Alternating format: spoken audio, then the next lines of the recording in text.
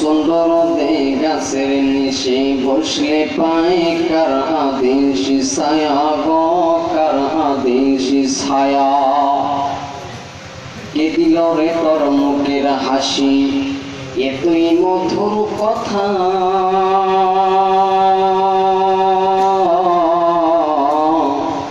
কোথা থেকে বুঝতে পারিস আপন জনের ব্যথা কে দিল রে মায়ের মনে আরে কে দিল রে মায়ের মনে জগৎ ভরা মায়া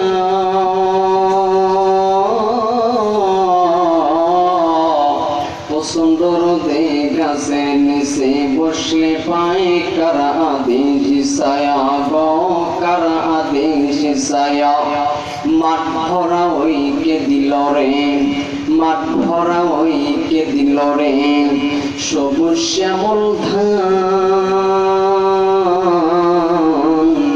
পাখির কণ্ঠে কে দিল রে মিষ্টি মধুর গান চিন্তা করে দেখো মানুষ এসবই হলো আল্লাহ তাআলার দান সবাই বলি লা ইলাহা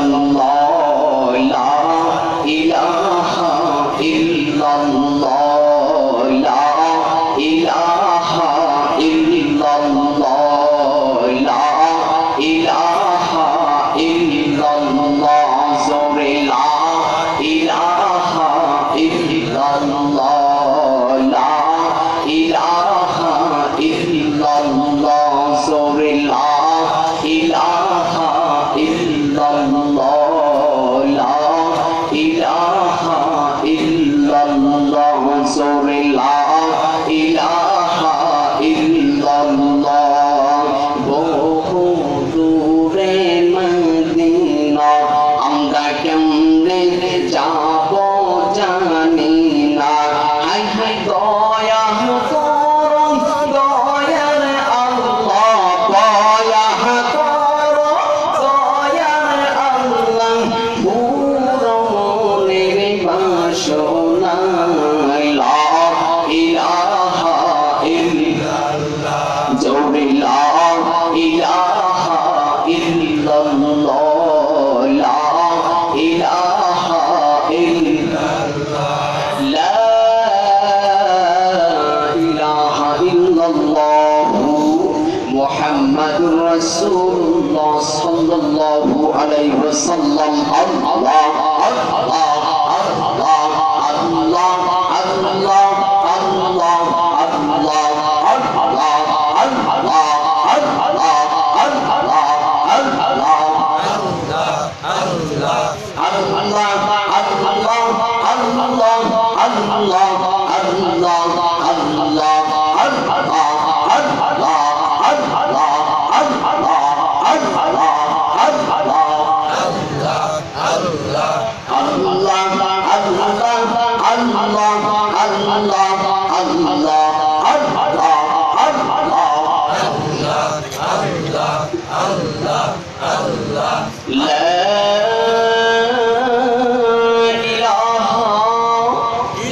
আল্লাহ মুহাম্মাদুর রাসূলুল্লাহ সাল্লাল্লাহু আলাইহি ওয়াসাল্লাম।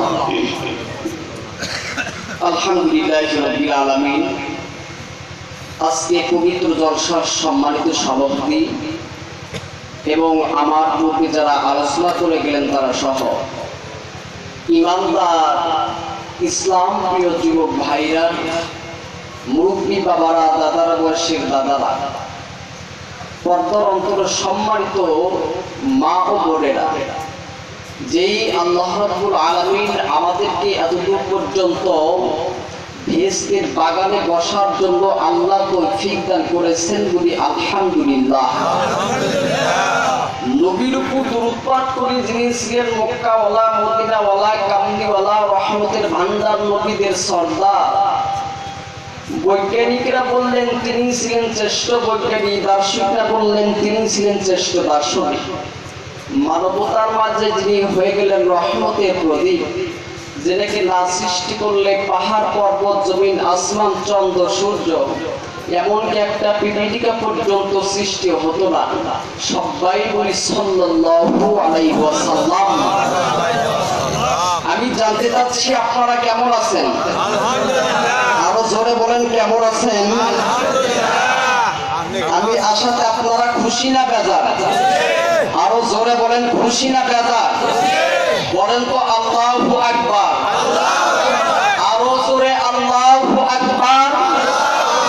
আরো জোরে আল্লাহু আকবার। দুই হাত তুলে ঝাঁকি দেন, বলেন তো আল্লাহু আকবার।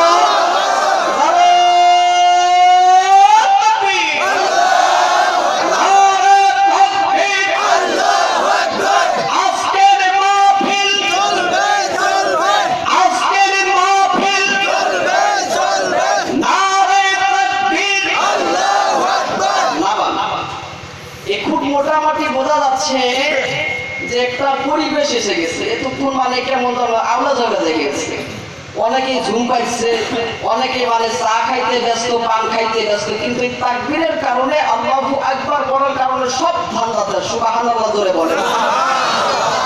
আমি যে আয়াতে কারিমাতে ওয়াজ করছি এটা সকলেই জানা, এবং নবী মুহাম্মদ সাল্লাল্লাহু আলাইহি ওয়াসাল্লাম এই জায়গায় অনেক ওলামায়ে কেরাম এসেছে।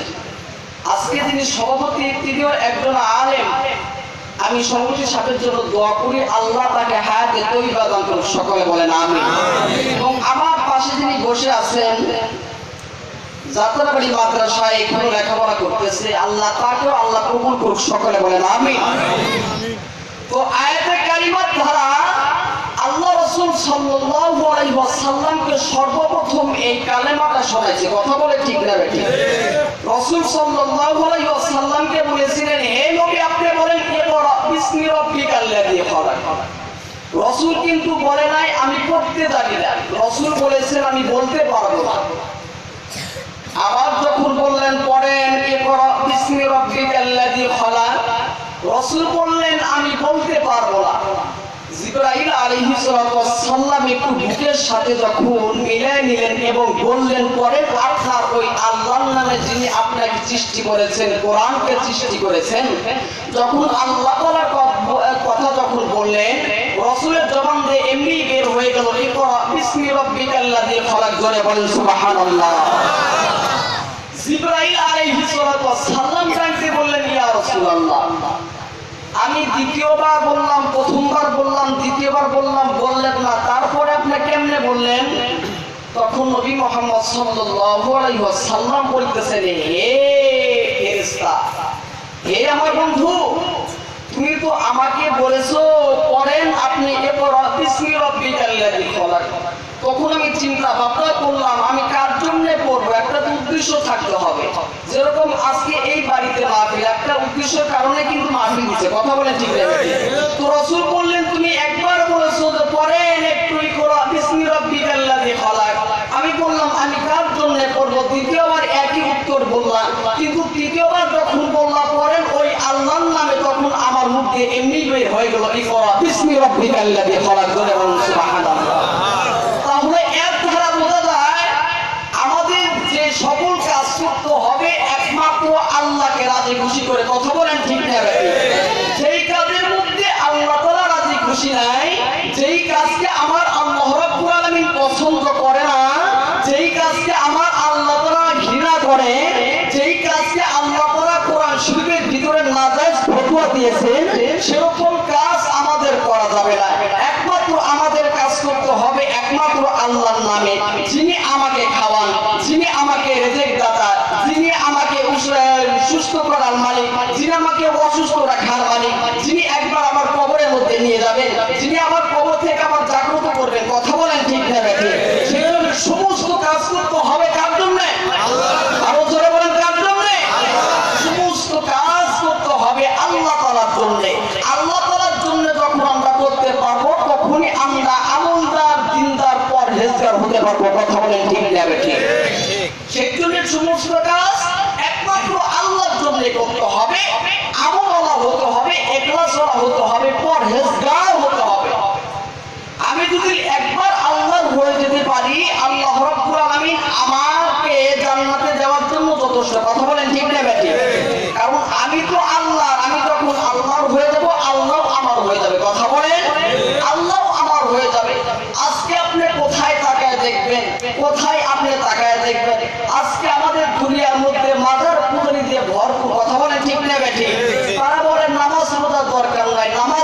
হচ্ছে একদিন আমরা 5 ওয়াক্ত নামাজ পড়ি, তাহাজ্জুদ নামাজ পড়ি, নফল নামাজ পড়ি, তারপর আল্লাহর কাছে একটা দোয়া করি, আল্লাহ কোন দিনে সেটা কবুল করবে আল্লাহ জানি না। কিন্তু এই বেঈমানরা বলে নামাজ পড়বে একদিন, জোরে বলেন নাউযুবিল্লাহ। সেই জন্য এরকম বন্ধ থেকে সাবধান হওয়া দরকার আছে না নাই?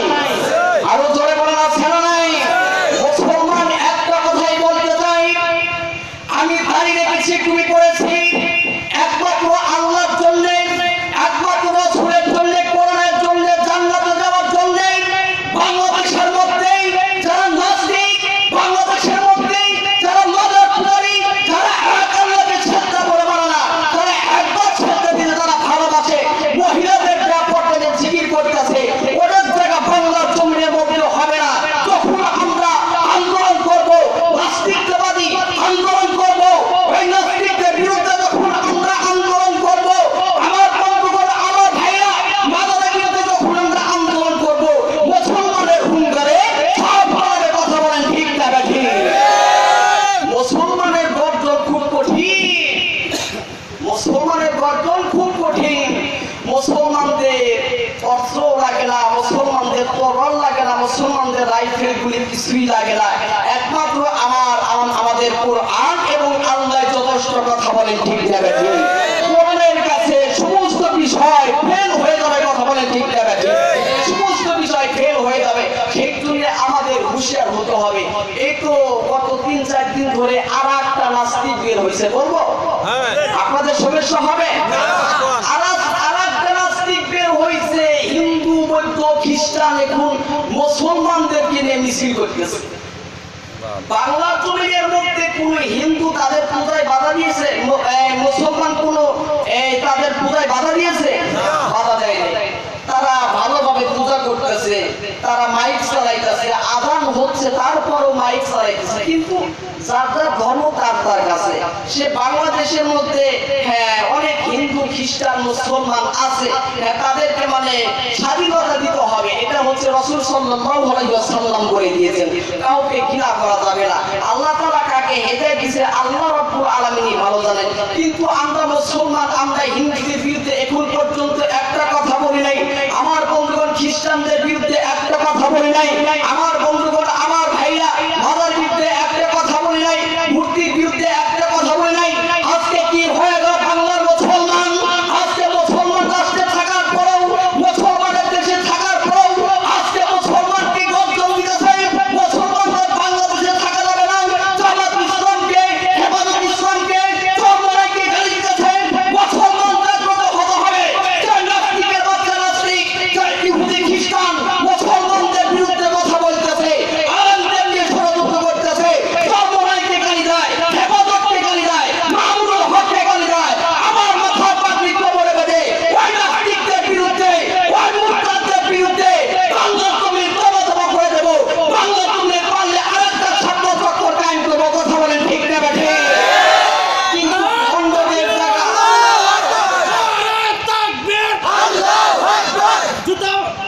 হিন্দুদের গালে গালে, হিন্দুদের গালে গালে, কষ্ট পাইলেন, রাগ করলেন? এটা ইমানি দায়িত্ব। আল্লাহ তাআলা বলবে, কিয়ামতের ময়দানে বলবে, তুমি 5 ওয়াক্ত নামাজ পড়ছো, খাইছো, ঘুমাইছো, কিন্তু এদিক সেদিক কি হচ্ছে সেটা তুমি খোঁজ খবর নাও না। এদিক সেদিক ইহুদি খ্রিস্টানরা মুসলমানদের উপরে এমন পায়তারা করতেছে, কিন্তু তুমি খোঁজ নাও নাই। কিন্তু তারা চিন্তা করে দেখতে পারে না এটা হচ্ছে মুসলমানদের দেশ, কথা বলেন, ঠিক না ঠিক? এই দেশটা মুসলমানদের দেশ। এই দেশে কথা বললে সাবধান মতে বলতে হবে। এদেশ ও আউলিয়া কেরামের দেশ, এদেশ মসজিদ মাদ্রাসার দেশ, এদেশ চরমনের দেশ, এদেশ টুপিওয়ালা দাড়িওয়ালাদের দেশ।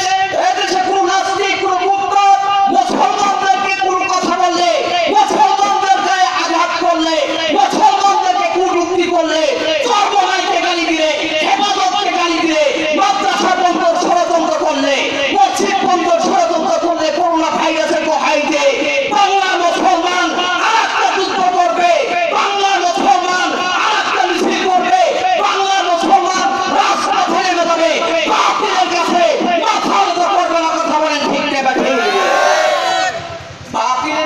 মুসলমান কখনো মাথা নত করতে পারে? আরো জোরে বলেন পারে? সেই জন্য আমাদেরকে হুঁশিয়ার থাকতে হবে। আমরা যা কাজ করবো একমাত্র আল্লাহকে খুশি করার জন্য। আমরা যা কাজ করবো কাকে খুশি করার জন্য? তাহলে আমাদের ছেলে মেয়েকে মাদ্রাসা পড়ানো দরকার আছে না নেই? কারণ মাদ্রাসা যখন আমার ছেলে মেয়ে যখন যাবে তারা তো মানে পড়েই ফেলছে যে বিসমি রাব্বিকাল্লাযী খালাক, পড়বো তো একমাত্র আমার আল্লাহ তাআলার নামে, বিসমিল্লাহির রহমানির রহিম বলে শুরু করে দিছে। তো মাদ্রাসার মধ্যে তো জঙ্গি ট্রেনিং দেওয়া হয় না, মাদ্রাসার মধ্যে তো মদ গাঁজা খাওয়া হয় না, মাদ্রাসার মধ্যে তো বিড়ি সিগারেট খায় না। এটা হচ্ছে রাসূল সাল্লাল্লাহু আলাইহি ওয়াসাল্লামের একটা ঘর মাদ্রাসা। জোরে বলেন সুবহানাল্লাহ। তো মাদ্রাসা পড়ানো দরকার আছে না নাই? আরো জোরে বলেন আছে না নাই? কিন্তু অনেকেই বলে যে মাদ্রাসা পড়ে ভাত খাইতো, মাদ্রাসা পড়ে লাভ নাই, মাদ্রাসা পড়লে মানে অমুকের বাড়ি চাল তোলার জন্য যাবো, অমুক করবো তমুক করবো, বলে কি বলে না? একটা কথা বলবো, জোরে বলেন বলবো? রাগ করতেছেন? বলেন তো আল্লাহু আকবার। স্বামী আর স্ত্রী চিন্তা করতেছে যে আমার সন্তানকে এখন কোথায় দেব। দেখুন স্বামী বলতেছে আমার সন্তানকে আমি স্কুলে পড়াবো, এখন বিবি বলতেছে না স্কুলে দিলে ভালো হবে না, আমার সন্তানকে মাদ্রাসা পড়াবো। জোরে বলেন সুবহানাল্লাহ। অনেক কোনো লম্বা কথা। স্বামী স্ত্রীর কথা মতো স্বামী তাকে মাদ্রাসায় গিয়েছে, দিয়ে আসার পর কিছুদিন পর বাবা গেছে ছেলেকে আনার জন্য। ছেলে মানে মওলানা পাস হয়ে মানে বাড়িতে আসবে, এখন মানে বুড়া মানুষ হয়ে গেছে। এখন বিবি বলতেছে স্বামী আজকে তো আমার সন্তান আসবে, মওলানা পাস করে হুজুর হয়ে আমার সন্তান ঘরের মধ্যে এসেছে, যাও তুমি এক্ষুনি আবার চলে যাও। যখন গেছে এখন সন্তান আসে, বাবাও আসে, কিন্তু বাবার হচ্ছে পেশাবে ধরছে। কি ধরছে? পেশাবে ধরছে। এখন মুরব্বী মানুষ সে কেবলার দিকে মুখ ঘুরে পেশাব করতেছে। এখন সন্তান মনে মনে চিন্তা করতেছে আমি হচ্ছে মওলানা হইয়া বাড়িতে আসলাম, এখন আমার বাবা যদি পশ্চিম দিকে মোটে তাহলে তো আমার মান সম্মান থাকলো না। এখন বাবা বলতেছে বাবা আপনি যে দিকে বলছেন এটা হচ্ছে পশ্চিম, আপনি পশ্চিম দিক ছেড়ে বলছেন, এইদিকে পেশাব করা যাবে না। এখন বুড়া মানুষ বেজার হইয়া মন মেজাজ খুব করা আছে, আমি পেশাব করতে বলছি আমার সন্তান আমাকে বাধা দেয়। এখন মুখটা ঘুরে আবার পূর্ব দিকে বসে, এখন সন্তান আবার ডাক দিয়ে বলতেছেন বাবা ওই আপনি যে ওই যে কাবাকে যে পিছনে ফাইলেন এটাও মানে ফালানো ঠিক না, আপনি একটু মানে অন্য দিকে ঘুরে বসেন। এখন বুড়া মানুষের মোতার কতক্ষণ থাকে, এখন আবার ঘুরছে হচ্ছে দক্ষিণ দিকে, দক্ষিণ দিকে ঘোরার পর ডাক দিয়ে বলতেছেন আব্বা আজকে দক্ষিণের বাতাসে এত স্রোত, আপনি যখন পেশাব করতে বলবেন সব পেশাব কিন্তু আপনার কাপড়ে লাগবে, যদি আজকে মানে আছে কিন্তু আজকে নাকি আপনার জন্য যাইছে। আমি পুরা মানুষ রাগ করে কয় আমার তো মানে 3 ঘোরান দিয়ে তো আমার মত শেষ, 3 ঘোরান দিয়ে আমার মত শেষ। মানে বাপ খুব পড়া মেজাজ নিয়ে বাড়িতে গেছে, ছেলে পিছে পিছে যায়। এখন বিবি বলতেছে আমার সোনার মানিক কই, তার তো আগে থেকেই মন মেজাজটা গরম, কিন্তু সেটা ওই ব্যক্তি তো তা ধরে না যে আমার সন্তান হচ্ছে মওলানা আমাকে তো মানে নাজায়েজ কাজ করতে দিবে না। কথা বলে ঠিক নেবে ঠিক। এখন বাবা কে ডাক দিয়ে বলতেছে আমার সন্তান কো, আর আগে হঠাৎ করে তোমার সন্তান আইতেছে মোদাই মনে বলতেছে তোমার সন্তান আইতেছে তোমার মোদাই মনে, আমার এই একবার মতন 4 বার মোদাইছে, তোমার 30 বারের মতন 40 বার মোদাই মনে আইতেছে, সেই জন্য ভুল বোঝা যাবে না। কথা বলে ঠিক নেবে ঠিক। আজকে আমরা অনেকেই ভুল বুঝি যে আমার ছেলে যখন মাদ্রাসায় পড়বে অন্য মসজিদের ইমামতি করবে, অন্য মাদ্রাসায় মানে খেদমতে থাকবে, চাউল তোলার জন্য যেতে হবে, সেটা করতে হবে, এটা করতে হবে, সেটা করতে হবে। কিন্তু আল্লাহ রাসূল সাল্লাল্লাহু আলাইহি ওয়াসাল্লাম বলে দিয়েছেন যে সন্তান তার বাবাকে জানাজা করাবে, ওই বাবার কবর আযাব মাফ। জোরে বলেন সুবহানাল্লাহ। আমার বন্ধুগণ আমার ভাইরা, এই যে আমরা দুনিয়ার মধ্যে এসেছি মরণ দেওয়ার মালিক কে? আল্লাহ। আরো জোরে বলেন মরণ দেওয়ার মালিক কে? আল্লাহ। এই যে আমরা করোনা ভাইরাসের কথা বলি, সহসুইরোগ যেটাকে বলা হয় আমাদের দিকে সহসুইরোগ না, আমরা কখনো সহসুইরোগ বলি না, সহসুই বলতে কোনো রোগ নাই। এখন আমার বিশ্বাস বাংলার জমির মধ্যে যদি সহসুইরোগ রোগ হইতো প্রত্যেকটা দিন 500-700 করে মানুষ মারা যেত, কথা বলেন ঠিক না? কিন্তু আল্লাহ তাআলার একটা রহমত দেখবেন, এই করোনার ভিতরে মানুষ খুব কম মরেছে। করোনাও শেষ, মানে মানুষ এখন মরা শুরু হয়েছে, কথা বলেন ঠিক না? এটাও আল্লাহ তাআলার একটা কুদরত। সেই জন্য আমি যদি মনে করি যে করোনা ভাইরাস আমাকে ধরেই ফেলে, আপনাকে ওটাকে ধরবে। আর আপনার যদি নিয়ত থাকে না, হযরত ইব্রাহিম আলাইহিস সালামকে যদি আগুনের মধ্যে থেকে যদি বাঁচাইতে পারে, আল্লাহ আমাকেও বাঁচাইতে পারবে, কথা বলেন ঠিক না? কিন্তু ভরসা রাখতে হবে কার উপরে? আরো জোরে বলেন, কার উপরে? মুসলমান বন্ধুগণ, আমার ভাইরা, এ বন্ধুরে খুব খেয়াল করবেন বন্ধু, কোন দিকে নজর দিবেন না। দেখেন একটা পোতাসকে চোখের পানি আপনার পরে কিনা। আল্লাহর উপর ভরসা রাখতে হবে। আল্লাহর উপর ভরসা রাখতে গেলে আমাদেরকে ইসলামের মধ্যে পুরোপুরি ভাবে ঢোকা দরকার আছে না নাই? বন্ধু, আল্লাহর উপর ঈমান আনতে হলে, ইসলামের মধ্যে পুরোপুরি ভাবে ঢুকলে হলে আল্লাহকে ভালোবাসতে হবে, নামাজ পড়তে হবে, রোজা রাখতে হবে। এই বন্ধু, এই যে আপনারা মাহফিলে বসেছেন, এত রাত পর্যন্ত বসে আছেন, আল্লাহ রাব্বুল আলামিন ডাকতে বললেন, বান্দা রে, দুনিয়ার মধ্যে যেখানে আমার এবং রাসূলের কথা বলা হয়, ওই জায়গাটা বেহেশতের বাগান হয়ে যায়। শুধু কি তাই তাই তাই তাই, তাদের চতুর্পাশে ফেরেশতারা ঘোরাফেরা করে, জোরে বলেন সুবহানাল্লাহ। এ বন্ধুরে, আমার বন্ধুগণ, আমার ভাইরা, চতুর্পাশে ফেরেশতারা ঘোরাফেরা করে, কিন্তু বাজান গো, আজকে আল্লাহর উপর থেকে বিশ্বাস আমাদের নাই। আল্লাহর উপর থেকে বিশ্বাস আমাদের নাই। আগের যুগের মানুষ আল্লাহ যদি বৃষ্টি না দিত, ক্ষেত খামার শুকনা হইয়া যাইত, আল্লাহর কাছে দোয়া করতো, আল্লাহ জমিনের মধ্যে বৃষ্টি দাও, জমিনের মধ্যে বৃষ্টি দাও। আল্লাহ বৃষ্টি দিয়ে দিত। যদি গরম পড়তো, আল্লাহর কাছে ডাক দিয়ে বললেন, আল্লাহ এত গরম তো আমার সহ্য হয় না, আল্লাহ তুমি একটু বাতাসের ব্যবস্থা করে দাও। আল্লাহ বাতাসের ব্যবস্থা করে দিত। আজকে মুসলমানের কি হয়ে গেল, কি হয়ে গেল? বৃষ্টি তো দরকার নাই, দরকার নাই, বেশি গেছে হ্যান্ডেল দাও, কারণ আছে স্টার দিয়া দাও, ফ্যান আছে, আল্লাহর বাতাসের প্রয়োজন নাই, আল্লাহর বাতাসের প্রয়োজন নাই। কারণ কিনছি কিসের জন্য, সোলার কিনছি কিসের জন্য, আল্লাহর উপর ভরসা করার দরকার নাই। বন্ধু, আমার ভাইরা, আগের জামানার মা বোনেরা যখন, আমার বন্ধুগণ, আল্লাহ তাআলা যখন তাদের গর্ভের মধ্যে বাচ্চা দিয়ে দিয়েছেন, হাসপাতাল লাগে নাই, লাগে নাই, কারণ তাদের একটাই ভরসা ছিল, আল্লাহ আমাকে খাওয়ায়, আল্লাহ আমাকে খাওয়ায়। ইজ্জত দেওয়ার মালিক আমার আল্লাহ, মরণ দেওয়ার মালিক আমার আল্লাহ। আল্লাহ আমাকে সন্তান দিয়েছে, আল্লাহ রব্বুল আলামিন যেরকম ভাবে করে আল্লাহ তাআলা ইবাদত করবে।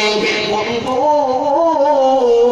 আগের জামানার মধ্যে এই বাড়িতে সব হয়েছে, বাচ্চা হয়েছে, অন্য বাড়ি কিন্তু জানতো না, কথা বলেন ঠিক না বেটি?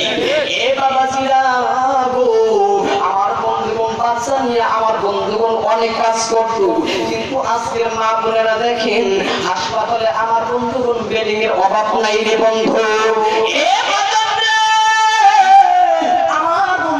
আমার ভাইরা, আমার বাবাজিরা, আল্লাহর উপর থেকে ভরসা কেমন ভাবে চলে গেছে বন্ধু। যখন 1 মাস 2 মাস হয়ে যায়, ডাক্তারের কাছে চলে যায়, ডাক্তার ভাই দেখুন তো আমার পেটের ভিতরে ছেলে নামে, কথা বলেন ঠিক না বেটি?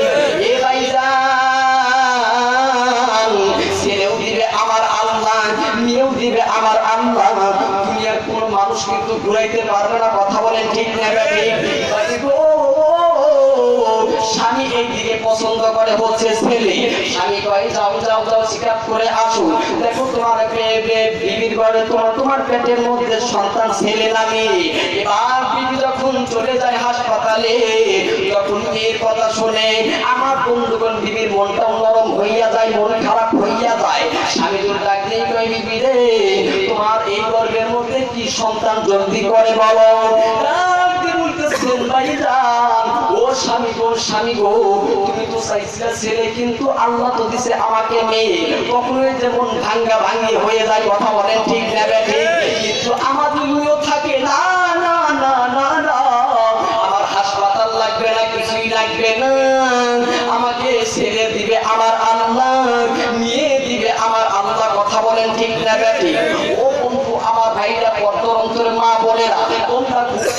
শোনো, দেখো তোমরা কেমন ভরসা হারিয়ে ফেলছো।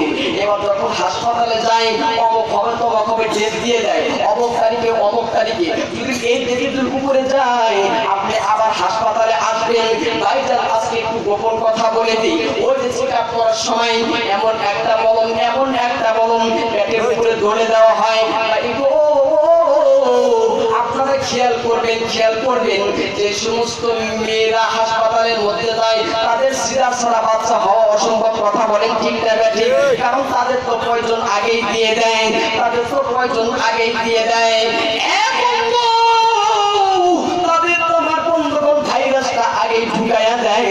যখন 1 তারিখ 2 তারিখ পার হইয়া যায়, ডাক্তার টাইম দিছে হচ্ছে 1 তারিখ, কিন্তু 1 তারিখ পার হইয়া গেছে। কি ব্যাপার ওই যে ডাক্তারের উপর ভরসা, কি ব্যাপার ডাক্তার বলল 1 তারিখে আমার বাচ্চা হবে, একটু 2 তারিখ 3 তারিখ হইয়া যায়। ওই যে আল্লাহর উপর ভরসা বাদ দিয়ে দিল। ভাই এবার যখন হাসপাতালে যায়, ও ডাক্তার ভাই, আপনি তো আমাকে 1 দিনের সময় দিয়েছেন, 1 তারিখের সময় দিয়েছেন, 1 তারিখে তো বাচ্চা হলো না। এবার আমার বন্ধুগণ, আমার ভাইরা, ডাক্তার ডাক দিয়ে কয়, ভাই রে ও বন্ধু, এখন তোমার সিজার করতে হবে। কথা বলেন ঠিক না ঠিক? আজকে আমরা সব প্রিয়, আজকে আমরা ডাক্তার কবিদের উপর করতেছি। কথা বলেন, আজকে আমরা আল্লাহর উপর ভরসা না রেখে ডাক্তার ওই যে 1 দিনের সময় দিছে, অমুক তারিখের সময় দিছে, তার উপর ভরসা করে আবার আমরা হাসপাতালের মধ্যে যাই। ও মা, তোমাকে এটা নিয়োগ করা দরকার যে আমাকে আল্লাহ তাআলা সন্তান দিছে, ডাক্তারের কথা মতো সন্তান হবে না, একমাত্র আল্লাহ আমার গর্ভে সন্তান দিছে, আল্লাহই ভালো জানে কোন দিন হবে। কথা বলে ঠিক না ঠিক? তাহলে ভরসা করতে হবে কার উপরে? আরো জোরে বলেন, কার উপরে? আমার বন্ধুগণ, আমার ভাইরা, দেখেন কেমন ভরসা রাখতে হবে। ভরসা রাখতে গেলে যদি ভরসাগুলো আমরা রাখি, আল্লাহ রাব্বুল আলামিন খুশি হয়ে যায়, এবং খুশি হওয়ার কারণে আল্লাহ তাআলা জান্নাতে দিয়ে দেয়। জোরে বলেন সুবহানাল্লাহ। নিজামউদ্দিন আউলিয়া নাম শুনছেন আপনি? নিজামউদ্দিন আউলিয়া বড় বুজুর্গ, খুব খেয়াল করবেন, দেখেন এরা তার আল্লাহর উপর কেমন ভরসা রেখেছে। নিজামউদ্দিন আউলিয়া খুব অসুস্থ হয়ে গেছে, এত ডাক্তার কবিরাজ দেখায় কিন্তু রোগ ভালো হয় না। মুসলমান বন্ধুগণ, নিজামউদ্দিন আউলিয়া ডাক্তার দেখায়, কবিরাজ দেখায়, কিন্তু রোগ ভালো হয় না। বন্ধু, নিজামউদ্দিন আউলিয়া তো পেরেশানির মধ্যে পড়ে গেছেন। এত বড় আল্লাহর ওলি, এত বড় কুতুব, জোরে বলেন সুবহানাল্লাহ।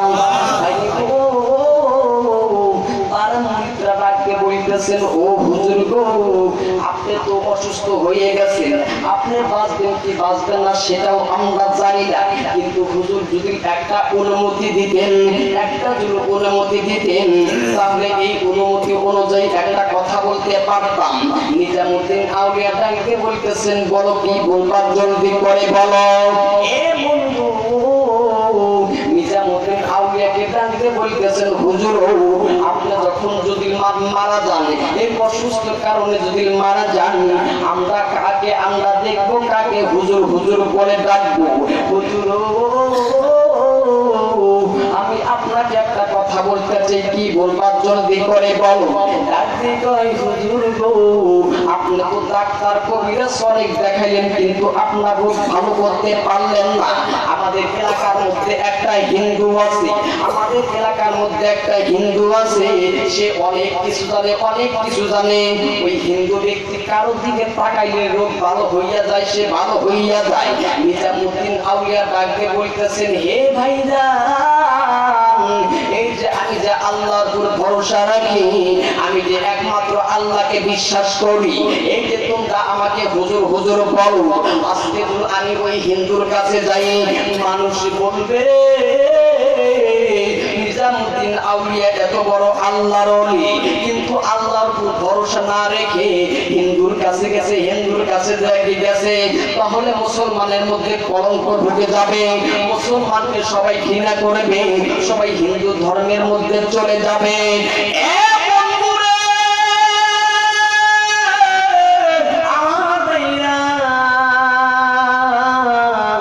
আমার বন্ধুগণ খুব খেয়াল করবে। করবেন, কোনো দিকে নজর দিবেন না। নিজামুদ্দিন আউলিয়া ডাকতে কই না না না, আমি ওই হিন্দুর ব্যক্তির কাছে আমি যেতে পারবো না। এবার ডাকতে কই হুজুর, তাহলে তো আপনাকে বাঁচানো যাবে না। এবার নিজামুদ্দিন আউলিয়া ডাকতে বলতেছেন, হ্যাঁ যাবো, আমি ঠিকই যাবো, কিন্তু আমার একটা কথা, তার চোখের ইশারায় যদি আমি ভালো হইয়া যাই, আমি কিন্তু বলবো না হিন্দু ব্যক্তি ভালো করেছে, আমি কিন্তু বলবো আমার আল্লাহ ভালো বানাইছে। আমার বন্ধুগণ, আমার ভাইরা, মুরিদরা যখন আমার বন্ধুগণ ওই হিন্দুর কাছে নিয়ে যায়, হিন্দু আমার বন্ধুগণ চেয়ার থেকে দাঁড়ায় গেছে, ডাকতে বলতেছেন, হুজুর আপনি আমার ঘরের মধ্যে, আপনি আমার ঘরের মধ্যে, আপনি আমাকে বলতেন আমি তো আপনার বাসায় যাইতাম। জোরে বলেন সুবহানাল্লাহ। এত বড় আল্লাহ করেছিলেন, হিন্দুরা তাকে আমার বন্ধুগণ সম্মান করত।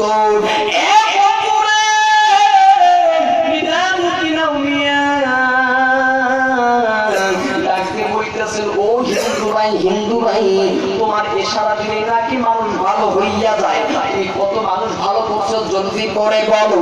হিন্দু ডাকতে বলতেছেন, হুজুর আমি এই আমার এই দুই চোখের ইশারায় আমি অনেক মানুষ ভালো করেছি, আমি শত শত শত শত মানুষ আমি ভালো করেছি। এবার ডাকতে বলতেছেন, দেখি আমার দিক তাকাও, যদি আমি ভালো হইয়া যাই, আমি কিন্তু বলবো না তুমি ভালো করেছো, আমি কিন্তু বলবো আল্লাহ তাআলা আমাকে ভালো করেছে। এবার যখন নিজামুদ্দিন আউলিয়ার দিকে যখন তাকায়, নিজামুদ্দিন আউলিয়া ভালো হইয়া যায়। আমার বন্ধুগণ, আমার ভাইরা, নিজামুদ্দিন আউলিয়া তৎক্ষণাৎ বলে ফেললেন, আল্লাহ তুমি আমার অসুখ সারে দিছো। জোরে বলেন সুবহানাল্লাহ। এবার হিন্দু ব্যক্তিকে ডাকতে বলতেছেন, ও ভাইজান, তুমি অন্য ধর্মের মানুষ, কিন্তু তোমার চোখে এত ক্ষমতা, এত স্পিরিট, যে চোখ ধারা কোন ব্যক্তির দিকে তাকালে ওই ব্যক্তিটা ভালো হইয়া যায়, এই এই এই এই স্পিরিটের কথা, এত ক্ষমতা তুমি কোথায় পাইলা? জলদি করে বলো। যখন এই কথা বললেন না বন্ধু, ডাকতে বলতেছেন, হুজুর গো, আমার একটা পীর আছে, আমার একটা পীর আছে, জ্যোতিষী আছে। হুজুর আমি ওই জ্যোতিষীর কাছে বায়াত করেছিলাম এবং আমি বলেছিলাম আপনি আমাকে এমন একটা ক্ষমতা দিয়ে দেবেন আমি যেন মানুষের উপকার করতে পারি।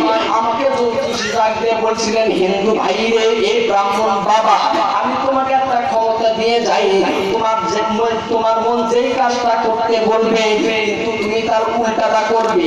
যদি তোমার মন বলে ভাত খাইতে, তুমি ভাত খাইবা না। যদি তোমার মন বলে এটা করতে, কিন্তু তুমি ওটা করবা না, মনের বিপরীত করবা। এবার এই হিন্দুটা বলতেছেন, হুজুর আমার মন যেটা বলে আমি সেটা করি না, মনের বিপরীত করি, মনের বিপরীত করি। অনেক বছর ধরে এরকম করার পরে আমি এত সাধনা পাইছি। নিজামুদ্দিন আউলিয়ার মাথার মধ্যে বুদ্ধি এসে গেছে। নিজামুদ্দিন আউলিয়া ডাকতে বলতেছেন, তাহলে তুমি মনের বিপরীত করো। যদি তোমার এখন খানা খাইতে ইচ্ছা হয়, বলে যদি আমার খানা খাইতে ইচ্ছা হয়, তাহলে আমার ওই জ্যোতিষীর কথা, ওই জ্যোতিষী নিষেধ, আমার খানা খাওয়া যাবে না, আর তুমি খায় আমার সব কিছু শেষ হইয়া যাবে। ডাকতে বলতেছেন, ঠিক আছে ঠিক আছে, যেহেতু তুমি মনের বিপরীত করো। আমার বন্ধুগণ, আমার ভাইরা, ওই হিন্দু ব্যক্তিকে ডাকতে বলতেছেন, ভাই যান, তাহলে তোমার কি কালেমা পড়তে মন চায় না? জোরে বলেন সুবহানাল্লাহ। হিন্দু বাবাকে ডাকতে বলতেন, তোমার কি কালেমা পড়তে মন চায় না? কয় না না, আমার কালেমা পড়তে মন চায় না। কয় যেহেতু তোমার পীর বলেছে যে মনের বিপরীত করবা, মনের বিপরীত করবা, যেহেতু তোমার কালেমা পড়তে মন চায় না, তাহলে পড়ে ফেলো লা ইলাহা ইল্লাল্লাহু মুহাম্মাদুর রাসূলুল্লাহ সাল্লাল্লাহু আলাইহি ওয়াসাল্লাম। জোরে বলেন সুবহানাল্লাহ। এবার হিন্দু ব্যক্তি আকাশের দিকে তাকাইয়া আল্লাহকে ডাক দেবে, আল্লাহ